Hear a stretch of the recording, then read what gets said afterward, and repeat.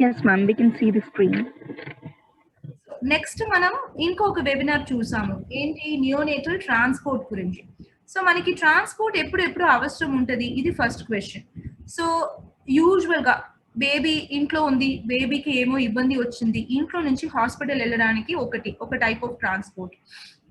Second, baby intra hospital transport అంటాము. అంటే baby hospital లోపలనే డెలివరీ రూమ్ నుండి ఎన్ఐసియు ఏరియాకో ఆర్ ఎన్ఐసియు ఏరియా నుండి సపోజింగ్ స్కానింగ్ కో వేరే ప్రొసీజర్ కో వెళ్ళాలంటో అక్కడేకో ఏదైనా స్పెషల్ ప్రొసీజర్స్ క్యాట్ ప్రొసీజర్ చేయాలి, స్పెషల్ సర్జరీ చేయాలి అంటే ఎన్ఐసియు నుండి సర్జరీ థియేటర్ కో మనం ట్రాన్స్పోర్ట్ చేయాల్సి వస్తుంది.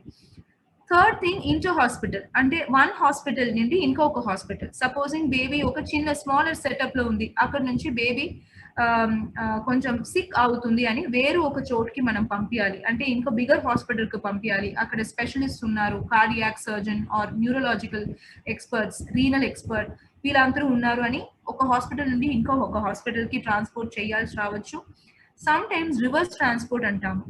ఇట్లా ఒక బేబీకి హైయర్ సెంటర్ కి పంపించిన తర్వాత బేబీకి కావాల్సిన ఇమీడియట్ ట్రీట్మెంట్ అయిపోయిన తర్వాత మళ్ళీ బేబీకి ఒరిజినల్ సెటప్ కి వాళ్ళు మళ్ళీ రిటర్న్ పంపిస్తున్నప్పుడు రివర్స్ ట్రాన్స్పోర్ట్ అంటాము. ఇవన్నీ ట్రాన్స్పోర్ట్స్ అయినా బెస్ట్ ట్రాన్స్పోర్ట్ ఏంటి అంటే ఇన్ యూట్రో ట్రాన్స్పోర్ట్. ఇది ఏంటి,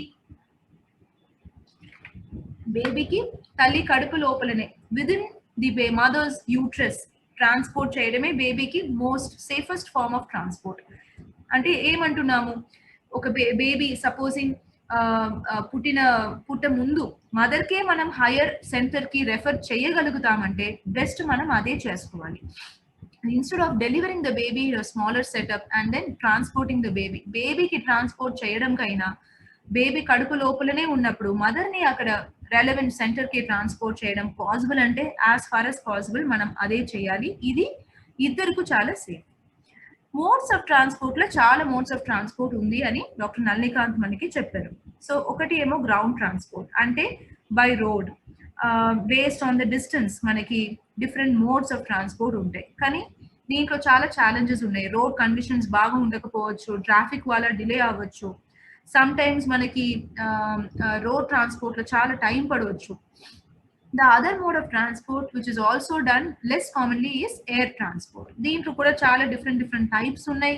హెలికాప్టర్ ద్వారా, ఎయిర్ క్రాఫ్ట్స్ వల్ల మనం ట్రాన్స్పోర్ట్ చేసుకోవచ్చు. నా ట్రాన్స్పోర్ట్ చేయ ముందు మనకి సమ్ థింగ్స్ మనం మైండ్ లో ఆర్గనైజ్ చేసుకోవాలి. ఒకటి ఏ ఫర్ అసెస్మెంట్. బేబీకి ప్రాబ్లం ఏంటి, డిసీజ్ ఏంటి, మనం ఏ ప్రాబ్లం కోసం ట్రాన్స్పోర్ట్ చేస్తున్నామా, ఇది గుండె ప్రాబ్లమా, ఊపిరితిత్తులు లంగ్స్ ప్రాబ్లమా, రెస్పిరేటరీ ప్రాబ్లమా, బేబీకి షాక్ ఉందా, ఎందుకోసం ట్రాన్స్పోర్ట్ చేస్తున్నాము, what all interventions is required అంటే బేబీకి what sort of support is required, IV fluids కావాలా, యాంటీబయోటిక్స్ కావాలా, బీపీకి ఏమైనా మెడికేషన్స్ కావాలా, బేబీకి ట్రాన్స్పోర్ట్ చేసేటప్పుడు బ్రీదింగ్ సపోర్ట్ ఎట్లా ఇవ్వాలి, ఆక్సిజన్, సిపాప్, వెంటిలేటర్ సపోర్ట్ కావాలా. ఇవి first part. C for control. So ఒక team leader will lead the transport. Always transport లో మనం ఒక టీమ్ గా ఫంక్షన్ చేద్దాము. ఇన్ఎవిటబుల్లీ ట్రాన్స్పోర్ట్ టీమ్ లో ఒక డాక్టర్ ఉంటారు, 1 or 2 నర్సెస్ ఆర్ పారామెడిక్స్ ఉంటారు. ట్రాన్స్పోర్ట్ కోఆర్డినేట్ చేయడానికి ఒక అడిషనల్ అటెండెంట్ లాగా ఉంటారు, అంటే ట్రాన్స్పోర్ట్ ఇంక్యుబేటర్ కి మూవ్ చేయడానికి, ఎక్విప్మెంట్ తీసుకురావడానికి మనకి హెల్ప్ చేస్తారు. సో ఈ టీం లోపల కోఆర్డినేషన్ ఉండాలి. ఎవరిని రోల్స్ ఏంటి అని మనం క్లియర్ గా మాట్లాడుకుంటూ స్టార్ట్ చేయాలి. అంటే ఎవరి బేబీని హ్యాండిల్ చేస్తారు, ఎవరి baby saturations and vital science during the transport monitor చేస్తారు, ఎవరి ఐవి లైన్ పెడతారు, ఇవన్నీ ముందే మనం నిర్ణయం చేసుకోవాలి. Then comes C for communication. So transport కి స్టార్ట్ అవ్వముందే మనం పేరెంట్స్ కి, మా కలీగ్స్ కి క్లియర్ గా కమ్యూనికేట్ చేయాలి. అంటే ట్రాన్స్పోర్ట్ ఎందుకు చేస్తున్నాము, ఎక్కడికి చేస్తున్నాము, ఎంత టైం పడుతుంది, ట్రాన్స్పోర్ట్ మధ్యలో మనం ఏమేం పారామీటర్స్ చూస్తూ ఉంటాము, ఎట్లా బేబీకి మేనేజ్ చేద్దాము, అండ్ మన ప్లాన్ ఏంటి, దీంట్లో ఇన్వాల్వ్ ఉన్న రిస్క్స్ ఏంటి, ఇవన్నీ మనం ముందే ఫ్యామిలీతో కమ్యూనికేట్ చేయాలి, మన కలీగ్స్ తో కూడా మనం కమ్యూనికేట్ చేయాలి.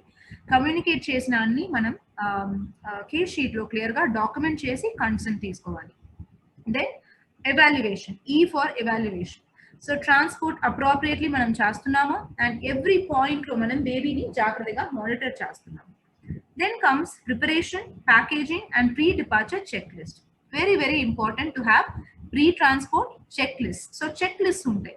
ట్రాన్స్పోర్ట్ నుంచి బేబీకి తీసుకుని స్టార్ట్ చేయ ముందు మన దగ్గర చెక్ లిస్ట్ ఏమేమి ఉండాలి, ఎట్లా బేబీని చెక్ చేసుకోవాలి. నౌ ప్రీ ట్రాన్స్పోర్ట్ స్టెబిలైజేషన్ కి కొన్ని మోడల్స్ ఉన్నాయి. సో స్టేబుల్, సేఫర్, స్టాప్స్ ఇలాంటి చాలా మోడల్స్ ఉన్నాయి. దీంట్లో ఒకటి మనం letters discuss in detail. Stable అంటే S for sugar, T for temperature, A for artificial breathing, B for blood pressure, L for labs and E for emotional support. దీంట్లో ప్రతి component చాలా ఇంపార్టెంట్. S for షుగర్ అంటే బేబీకి blood glucose transport start అవ్వముందు normal ఉండాలి and transport అప్పుడు కూడా మనం మానిటర్ చేయాలి. T for టెంపరేచర్, బేబీకి వేడిగా ఉంచుకోవడం అనేది చాలా ఇంపార్టెంట్. ఇప్పుడు నార్మల్ టెంపరేచర్ అనేది 36.5 to 37.4 degrees Celsius. సో బేబీకి వేడిగా మనం ఎలా ఉంచుకోవచ్చు?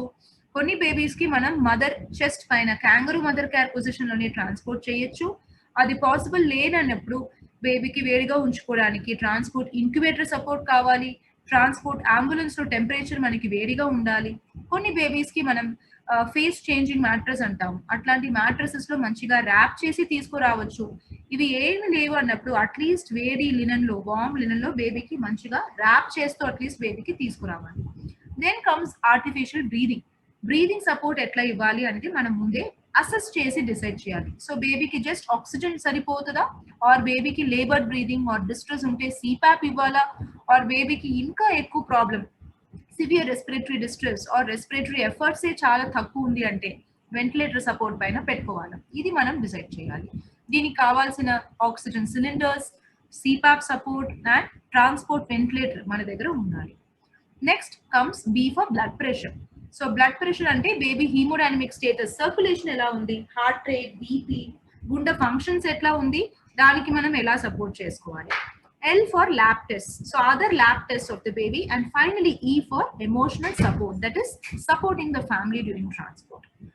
So we discussed about the team and transport. అప్పుడు మనం బేబీకి ఇంటిబేట్ చేసి తీసుకురావాలా, వెంటిలేటర్ సపోర్ట్ అవసరం ఉంటుందా, ఆర్ బేబీ స్టేబుల్ ఉంది ఇవన్నీ అవాయిడ్ చేసి మనం తీసుకురావచ్చా, IV యాక్సెస్ బేబీకి మంచిగా ఉందా, ఆర్ కొత్తగా ఏమైనా యాక్సెస్ మనం పెట్టుకుంటూ తీసుకురావాలా, యాక్సెస్ ద్వారా బేబీకి ఏమేమి మందులు ఇవ్వాలి, యాంటీబయాటిక్స్ ఆర్ ఫ్లూయిడ్స్, ఇవన్నీ we should be planning well before we start with the baby for transport.